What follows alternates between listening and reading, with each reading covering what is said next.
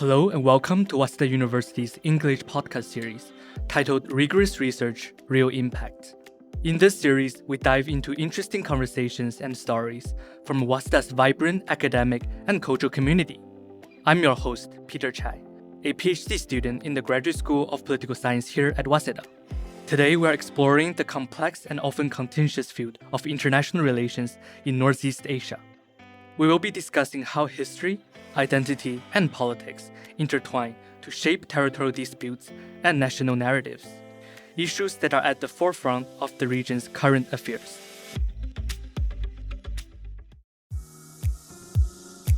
To guide us through this discussion, we are honored to have Professor Alexander Bukh from the Graduate School of Asia-Pacific Studies. His award-winning book, These Islands Are Ours, offers a groundbreaking analysis of how territorial disputes in Northeast Asia are socially constructed by non-state actors, challenging us to look beyond overly simple political explanation. Welcome to the show, Professor Bukh. Thank you for having me, Peter. It's a pleasure to be here. Professor, your book, These Islands Are Ours, has received prestigious awards and introduces the crucial concept of territorial disputes as social constructs. For many listeners, territorial disputes might seem like straightforward political or historical conflicts. Could you start by explaining what it means to view these disputes as socially constructed? How do these issues become deeply embedded in a nation's identity and collective memory, as you've observed in cases like Dokdo Takeshima? Thank you, Peter. So first, I think we should briefly talk about what it means to be socially constructed. This is a concept that comes from sociology, but has been embraced by other social sciences like international relations, the discipline I belong to, but also political science, history, economics, many other disciplines as well. So what does it mean to be socially constructed? The meaning is rather simple. It means that various meanings associated with certain material objects or issues, these meanings emerge in a specific social process. So different processes that take place inside societies, they ascribe certain meanings to these objects or issues or events, and these meanings, they become shared by others, by most members of the society or by the whole society. A good example would be something like a Rolex watch. When we see somebody with a Rolex, it's just a watch, basically, a machine to show time. But when we see somebody with a Rolex, we associate this person maybe with success, wealth, or maybe showing off. So these meanings will be shared by most members of the society, and we take this for granted.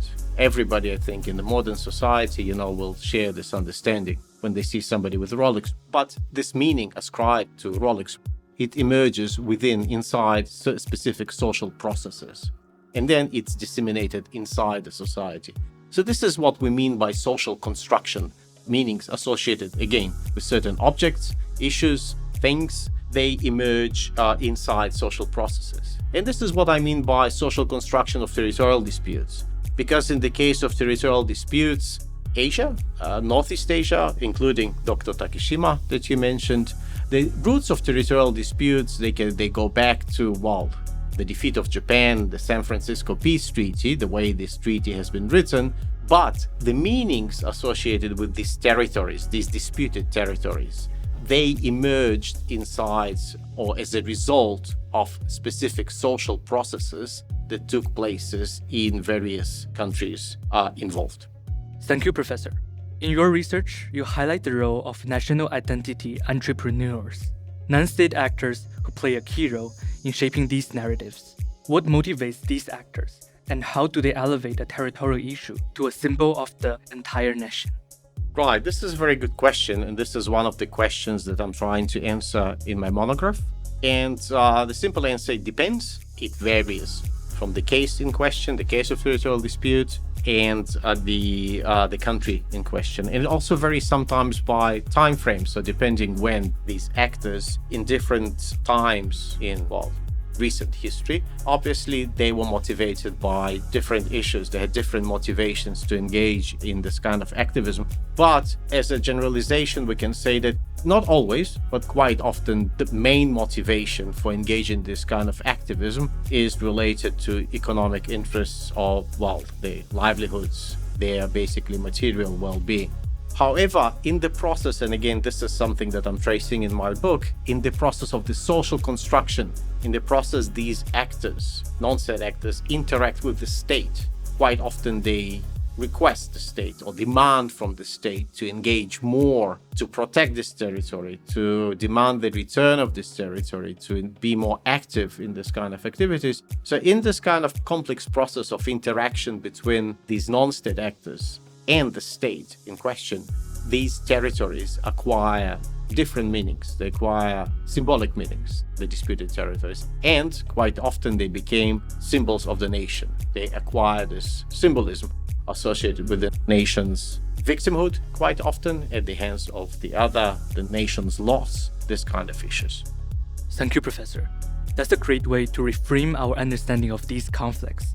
It makes me curious about your own academic journey. Your work looks at the intricate relationships between Japan, South Korea, Taiwan, and Russia. Could you tell us about your background and what path led you to focus on the politics and international relations of Northeast Asia? What was it about this specific and complex region that captured your academic interest? I did my undergraduate and master's studies in Japan, and initially I studied international law. And this was a result of a mistake. I couldn't really read Japanese when enrolling into my undergraduate study. So I missed the law, kanji, Chinese character, in the title of the course I was enrolling for. I was pretty sure I'm enrolling in a course of international studies, international relations, but actually I enrolled in a course of international related law, which basically means international law. And since I did it for 4 years, I did it for another 2 years, for 6 years, my master's level. But then I decided to finally move to international relations. So that's what I did for my PhD. And since I was born in Russia, I spent quite a bit of time in Russia. So I knew a bit about Russian history, Russian politics, and obviously I knew the language. But I also spent time in Japan. I decided to use my relative advantage and to focus on Japan-Russia relations. So that was my PhD project on Japan-Russia relations. And as part of this project, I obviously looked at the territorial dispute between Japan and Russia, the so-called Northern Territories dispute, or the Southern Kurils dispute as it's known in Russian. And from there, I got interested in those actors, non-state actors. So there's a movement for the return of Northern Territories consisting of various actors, various civil society groups, but also the state is quite heavily involved. So that's a project that I decided to go more in depth into. I mean, this kind of research. So I focused on non-state actors in the Northern Territories dispute. And from there, I realized that the other disputes in Northeast Asia, which also involve various non-state actors, their participation in it. And that's how I decided to look at other disputes. And that's how I I wrote this monograph and a few articles before that focused on other territorial disputes. So not only between Japan and Russia, but the Doto Takeshima we talked about before between Japan and Korea, but also on the Senkaku Diaoyutai dispute or issue between Japan and China.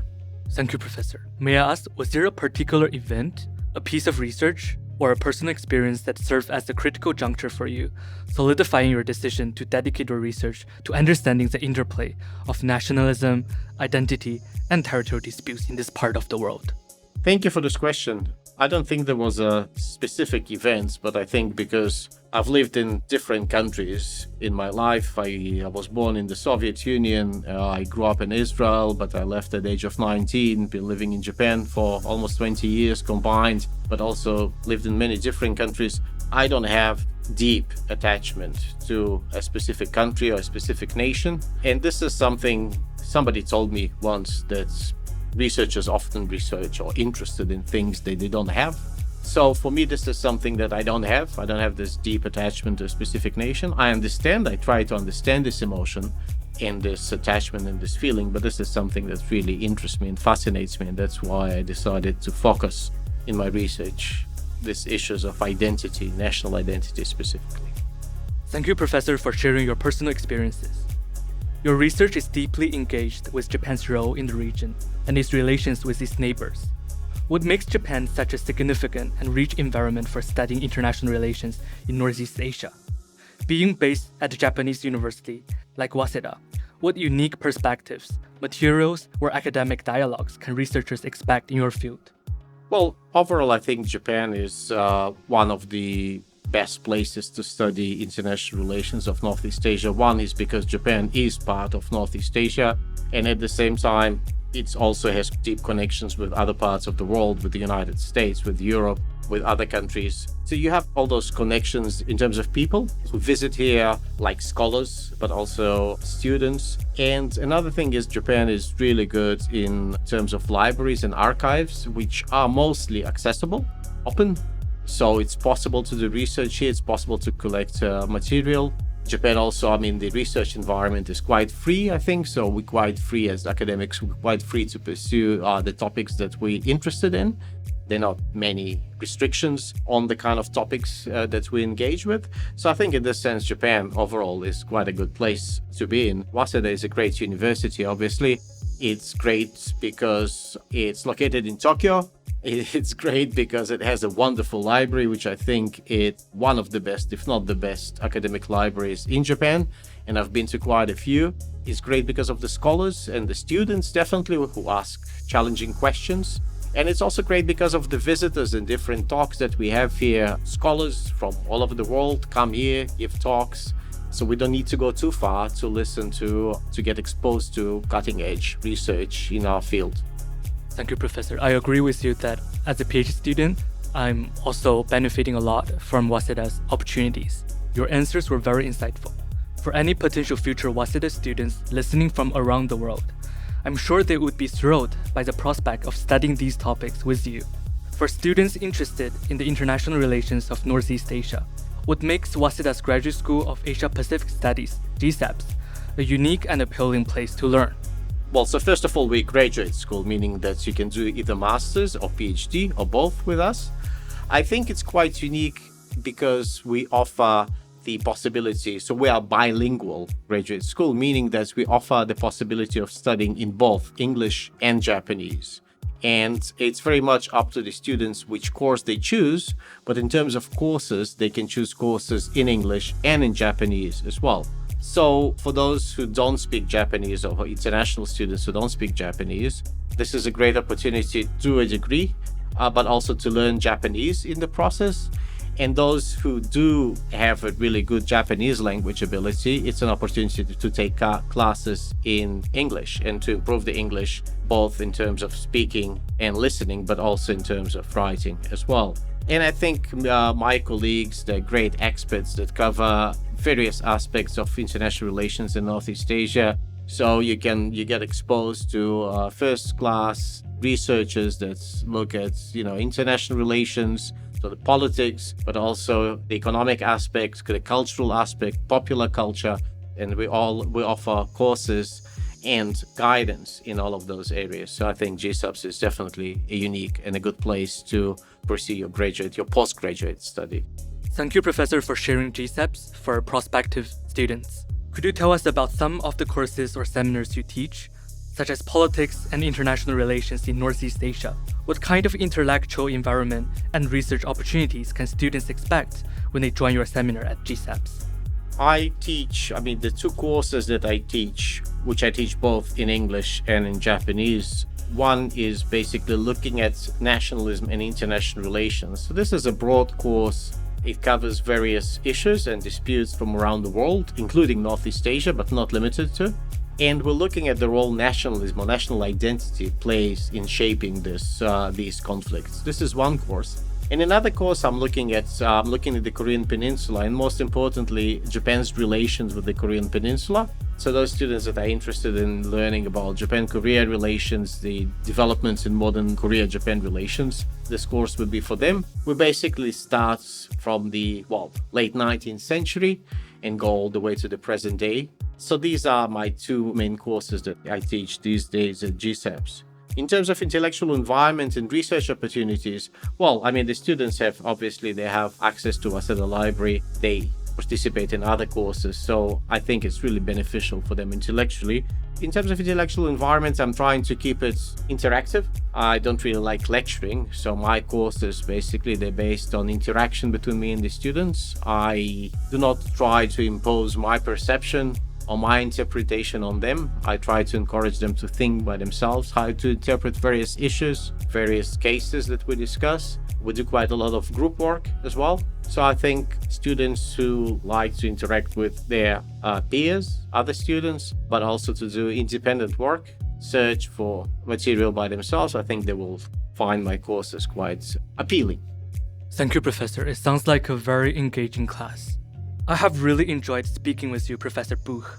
Before we wrap up our conversation, do you have a final message for students around the world who might be considering studying at Waseda, or even researchers who might be contemplating taking up a position in Japan? Come to Waseda, you will have fun. Good place to be for both students and researchers. This is my message. Thank you so much for your time and for sharing your expertise with us, Professor Bukh. Thank you for having me, Pizza. It was a pleasure. Thank you.